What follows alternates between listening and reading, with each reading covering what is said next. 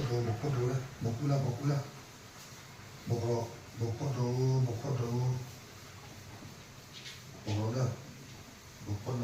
먹어라 먹고로 너무 독한 비례네 먹어라 먹고도 나고 먹고도 먹어라 먹어라 나나 먹고도 bây giờ một rồi nè phải lấy một cái bèo một bèo một lát một phút là cái bèo một phút rồi một ấy một trên một lát một số mồi thì là một rồi nè một rồi nè một bia một rồi rồi một bia rồi một rồi một phút rồi bây giờ ông không có thì nó cà phê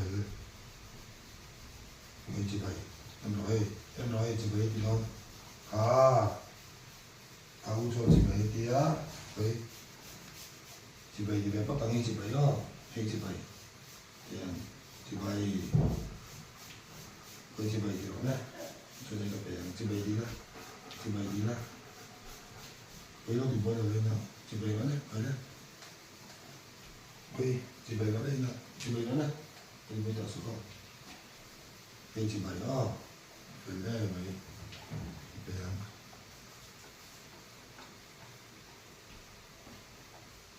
rồi một phút rồi một rồi đấy một bây giờ một rồi coi nó có chụp ăn cơ một rồi một này là một phút rồi bây giờ uống rồi một cái gì một aku phải liên tục cần phải làm khởi một về rồi đấy thì một cái nhớ thì càng một rồi đấy các bộ phải liên tục cần phải làm thì càng một rồi em nói là aku chỉ bày khởi em nói aku chỉ bày đây chỉ bày đấy em nói đây chỉ bày khởi đinh rồi đấy đinh về rồi một lỗ phút đấy lỗ một xì lỗ một la một phút rồi lỗ một phút rồi ta gan đây cần chỉ phải cần gì thì làm đinh rồi đấy với đinh là với đinh phút rồi đấy đấy đinh rồi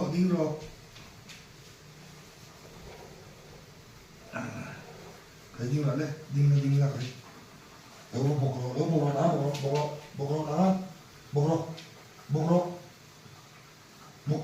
phút rồi coi nào một rồi một phút rồi đấy một phút là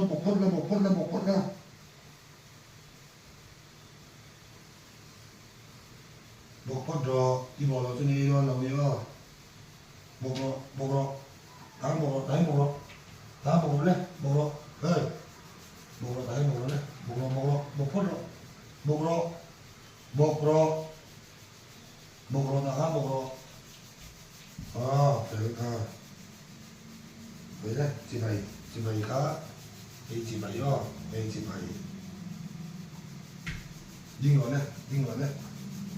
tôi sẽ số nó tao sẽ số đinh rồi đấy đinh là phải truy cập về đinh rồi tôi sẽ số lúc một kilo nào không lúc một kilo thì nào có mỏ đinh phút rồi đấy lại đinh rồi đấy đầu đinh là phải đinh chúng mỏ tiền rồi đinh rồi đấy đầu đinh là cái phải liên tục mà này rồi mua này tới đấy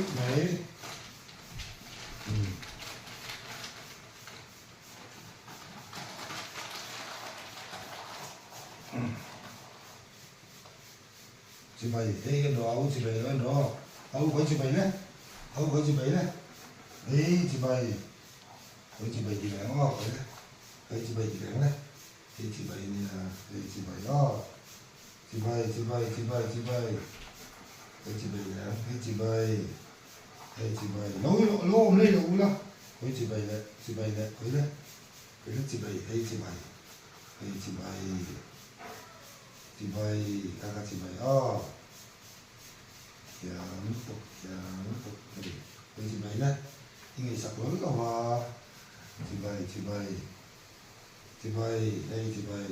tiếng Anh tiếng chị bảy đây chị bảy đây chị bảy đó chị bảy đây chị bảy đấy đó chị bảy đây chị bảy cái áo quay nó chị bảy áo cái áo cho tiền đó cái bên đó hey áo hai bên đó này áo chị bảy đấy có nhá đùa chị bảy đấy đấy áo cho chị bảy thì đấy nhá đấy chị bảy đi đây đây chị bảy này à đây chị bảy đây chị bảy chị bảy hey đây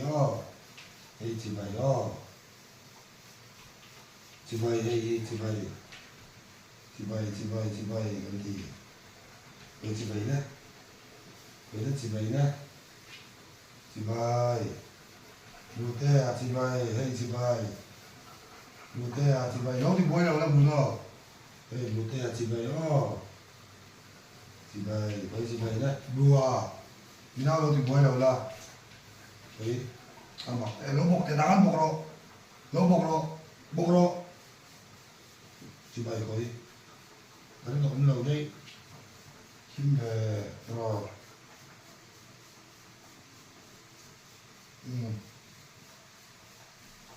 nó bọc rồi đấy thằng nó đúng rồi nó bọc rồi lục bụi à bọc rồi cái nào có chú bọc rồi nó bọc thì thằng rồi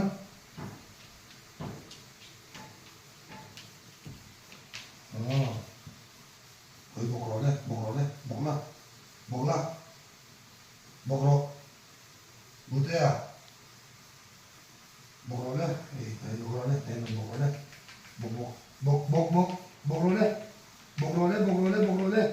bọc rồi đấy bọc chú với bọc rồi đấy tiền bọc chú mà thì hai bọc rồi đấy mà cần là mẹ là kia nè cần là kia đòn nha